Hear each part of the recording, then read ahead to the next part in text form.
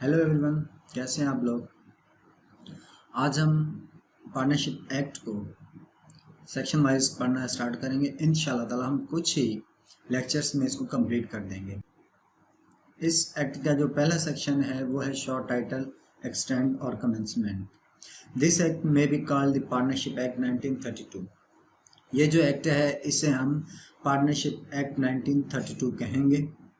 It extend to the whole of Pakistan. ये act पूरे पाकिस्तान के ऊपर एप्लीकेबल है। It shall come into force on 1 October 1932।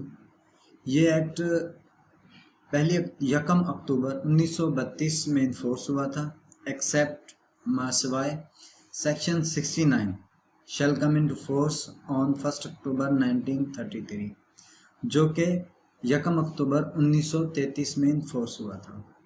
जैसे कि हम पहले पढ़ चुके हैं सेक्शन नंबर 1 और अब पढ़ने जा रहे हैं सेक्शन नंबर 2 जो कि डेफिनेशन क्लास है।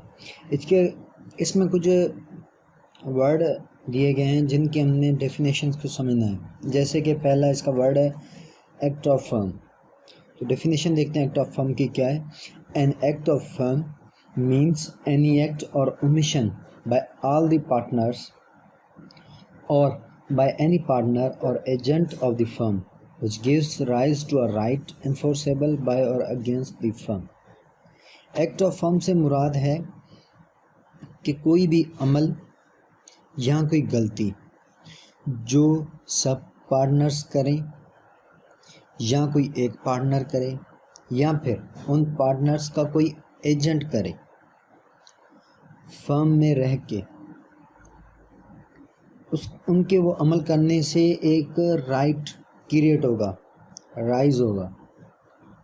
फिर वो फर्म के अगेंस्ट भी हो सकता है या फर्म के लिए बेहतर भी हो सकता है। जैसा कि मैं फर्म का पार्टनर हूँ या मैं एजेंट हूँ, मैं फर्म के लिए कोई भी फर्म के नाम पे कोई भी अमल करता हूँ, अगर तो वो गलत है, ओमिशन है, कोई गलती है, तो वो फर्म के अगेंस्ट होगा।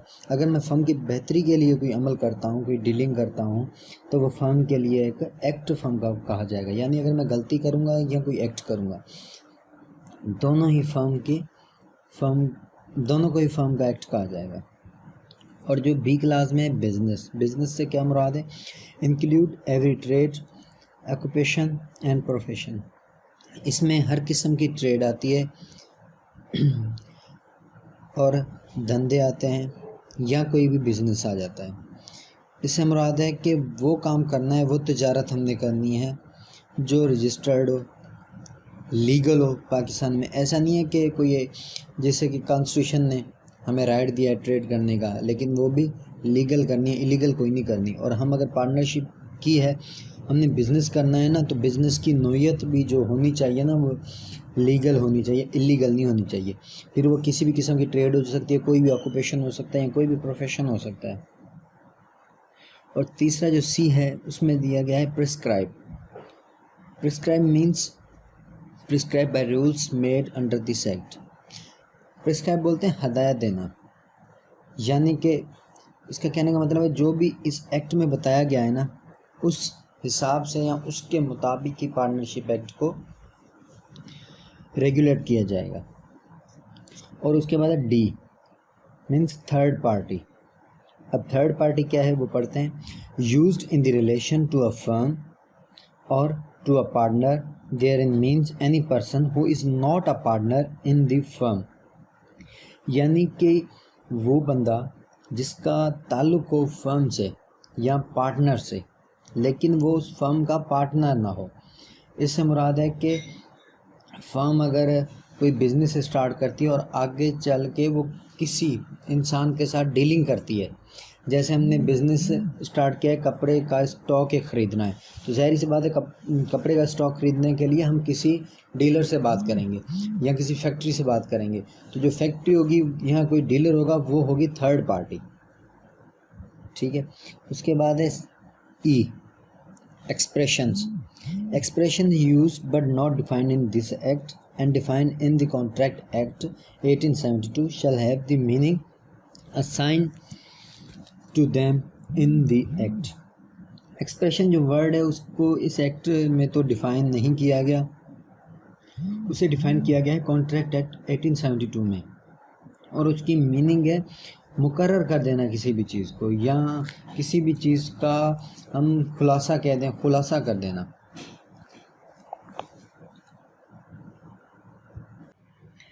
अब हम पढ़ने जा रहे हैं सेक्शन 3 पार्टनरशिप एक्ट 1932 का। तो सेक्शन 3 की हेडिंग है application of provisions of act 1872। The unrepealed provisions of Contract Act 1872, save in for as they are inconsistent with the express provision of this act, shall continue to apply to firms। इसका कहने का मतलब है जो एक तो ये जो पार्टनरशिप एक्ट है ये पहले कॉन्ट्रैक्ट एक्ट का चैप्टर नंबर 11 होता था, इसे वहाँ से निकालकर अलग से एक एक्ट बना दिया। बकाया जो सेक्शंस हैं कॉन्ट्रैक्ट एक्ट 1872 के, वो भी पार्टनरशिप के ऊपर क्या होंगे, एप्लीकेबल होंगे। अगर उसका कोई प्रोविज़न पार्टनरशिप एक्ट के अगेंस्ट चला जाता है, मुखालिफ चला जाता है, तो फिर जो सेक्शन इसके अगेंस्ट या मुखालिफ या इनकंसिस्टेंट हो जाएगा उसे नहीं माना जाएगा, बकाया जो होंगे उन्हें माना जाएगा। यानी कि कॉन्ट्रैक्ट एक्ट के जो सेक्शंस हैं वो भी इस एक्ट के ऊपर या एप्लीकेबल हैं या पार्टनरशिप के ऊपर एप्लीकेबल होंगे।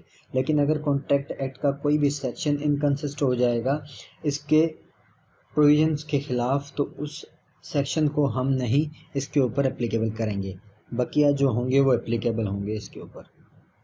Section number 4 definition of partnership, partner, firm and firm name. Partnership is the relation between persons who have agreed to share the profit of business carried on by all or any of them acting for all। Partnership एक ताल्लुक है लोगों के दरमियान का जो रजामंद हो जाते हैं बिजनेस में से प्रॉफिट को डिवाइड करने के लिए। और ये पार्टनरशिप का जो कारोबार है ये यहाँ तो सभी पार्टनर्स चला सकते हैं या उनमें से कोई एक पार्टनर उन सब के बिहाफ पे इस कारोबार को चला सकता है।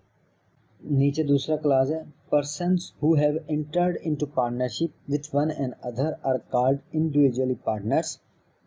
वो लोग जो पार्टनरशिप के ताल्लुक में एक दूसरे के साथ मिलके काम करते हैं, हर एक को अलग अलग से पार्टनर कहा जाएगा एंड कलेक्टिवली अ फर्म, और सबको एक साथ फर्म का नाम दिया जाएगा। अगर 5 पार्टनर्स के बारे में हम बात कर रहे हैं तो हम उनको फर्म कहेंगे। जैसे हम 3 पार्टनर्स जो हैं या 2 पार्टनर्स हैं, हम मिल के काम कर रहे हैं, तो हम जो अपना बिजनेस नेम होगा उसे फर्म नेम कहेंगे या हम अपने इस ग्रुप को फर्म का नाम देंगे। And the name under which their business is carried on is called the firm name। और जिस नाम के अंदर वो अपना कारोबार कर रहे हैं उस नाम को फर्म नेम कहा जाता है। जैसे मैं और मेरा दोस्त मिलके कोई बुक शॉप का काम करने लगे पार्टनरशिप पे, तो हमने बुक शॉप का नाम रख दिया ला बुक शॉप। जो ला बुक शॉप है ना, ये हमारा क्या है, फर्म नेम है, क्योंकि हम ला बुक शॉप के नाम के मुताबिक काम कर रहे हैं, तो यही हमारा फर्म नेम होगा ला book shop. Section number 5 partnership not created by status. Partnership जो है वो स्टेटस के मुताबिक नहीं बनाई जाती या स्टेटस को मद्देनज़र रखे नहीं बनाई जाती। स्टेटस बोलते हैं दर्जे को, दर्जा के मेरा जो फैमिली बिजनेस है उसमें मैं लाजमी है, मेरा फैमिली बिजनेस है तो मेरा भी राइट है कि उस बिज़नेस में मेरा भी कोई हिस्सा है, तो ये मेरा स्टेटस हुआ मेरे फैमिली बिजनेस के अंदर।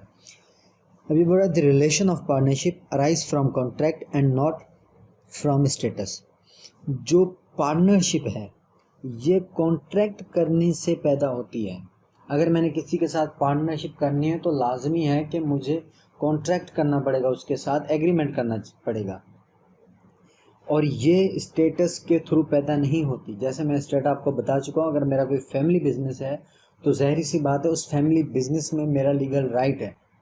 अगर हम 3 भाई हैं तो तीनों का एक पोर्शन होगा, अलग अलग से हम तीनों का पोर्शन है। हालांकि हमने अपनी फैमिली के साथ कोई भी कॉन्ट्रैक्ट नहीं किया, ये हमारा राइट पीरियड हो गया कि हमने वहाँ से शेयर लेना है। लेकिन पार्टनरशिप की जहाँ भी बात आएगी, अगर हमने किसी के साथ भी पार्टनरशिप करनी है तो उसके लिए लाजमी है कि हमने क्या करना है, कॉन्ट्रैक्ट करना है। और नीचे दूसरे प्रोविजन में बोल रहा है कि and in particular the members of the Hindu undivided family carrying on a family business as such, और ब्रह्मीज Buddhist husband and wife carrying on business as such are not partners in such business. जैसा कि Hindu undivided family